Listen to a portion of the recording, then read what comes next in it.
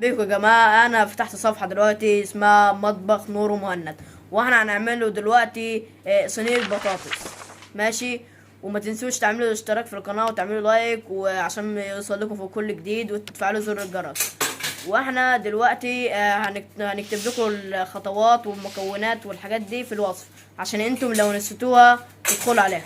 ويلا ندخل على الفيديو. السلام على رسول الله. النهارده هنعمل صينيه بطاطس من غير فراخ. المكونات طبعا هتكون زي ما حضراتكم شايفين: بطاطس مقطعه رنشات، وفلفل الوان لو موجود، اي فلفل موجود عندكم زي ما شايفين كده، الوان اخضر رومي اي حاجه. وبرده البصل هيبقى طرنشات كده زي ما حضراتكم شايفين. والمكونات بقى اللي هنحطها على البطاطس هتكون عباره عن معلقه كزبره ومعلقه كمون ومكعب ماجي ونص معلقه فلفل اسود وبهارات السبع بهارات وحبه الملح. طبعا عشان احنا مش هنحط المكونات دي على الحاجات مباشره، فاحنا هنضيفها على ايه، على الطماطم في الخلاط كده. هنضربها بقى مع بعضها.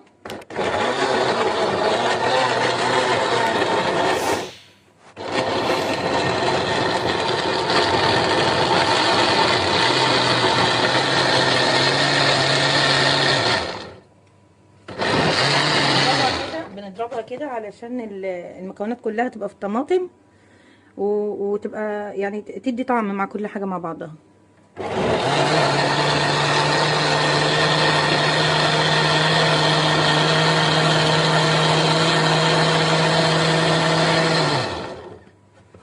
كده جهزنا الطماطم.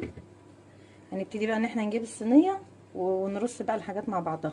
كده جبنا الصينيه اللي هنرص فيها المكونات بتاعتنا. في الاول احنا هنجيب حبه زيت نحطها عشان طبعا هي ما فيهاش فراخ. حبه زيت كده في القعر، وهنحط حبه طماطم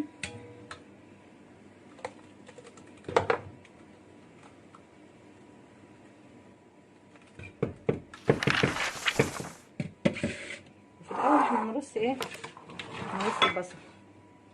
هنرص البصل كده لان البصل بياخد تسويه شويه.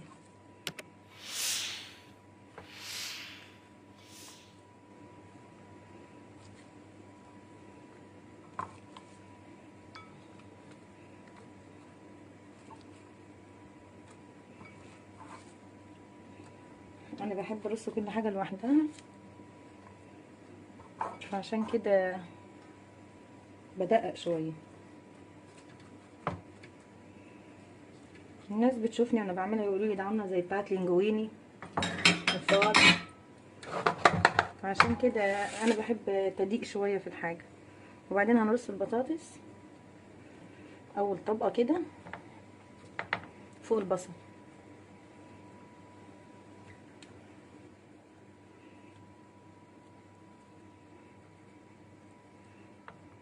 تقطعها طبعا طرنشات كده بالسكينه على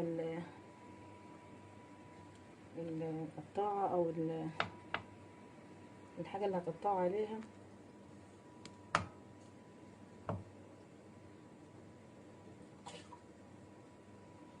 كده اول طبقه حطيناها. وبعدين بقى طبقه الفلفل اللي في النص. كل ده طبعا احنا محطيناش طماطم لان احنا هنحط الطماطم دي في الاخر. طبعا بتشكله يعني احمر على اخضر كده لو عندكم فلفل الوان الاصفر والاحمر، بس حاليا انا ما عنديش، فالموجود عندي عملت بيه. توزعوه كده.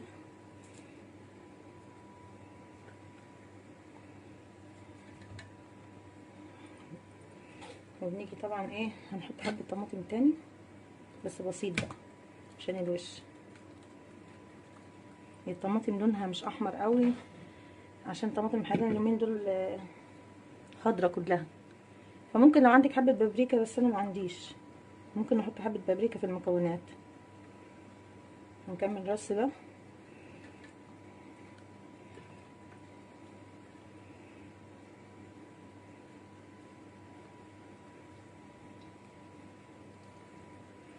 طبعا البطاطس مكملتش بس مش مشكله،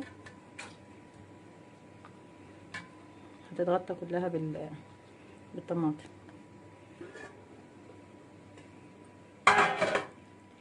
الطماطم بقى هنحطها. هي طبعا فيها كل حاجة، فيها التوابل وفيها الملح وفيها مكعب الماجي، فيها كل حاجة احنا ايه محتاجينها. لما تقعدي ترشي شوية ملح على شوية طماطم على شوية وكده. هنجيب حبة زيت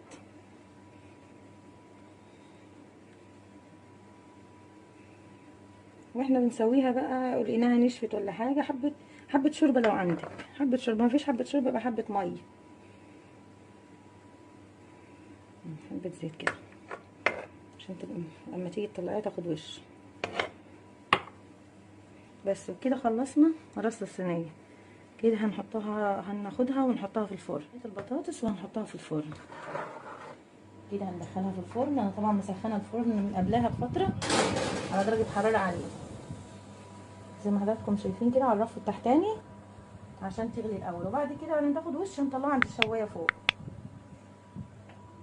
زي ما حضراتكم شايفين كده. طلعناها من الفرن بعد ما حطيناها تحت الشوايه، وده شكلها النهائي. نطلع منها كده. بسم الله الرحمن الرحيم.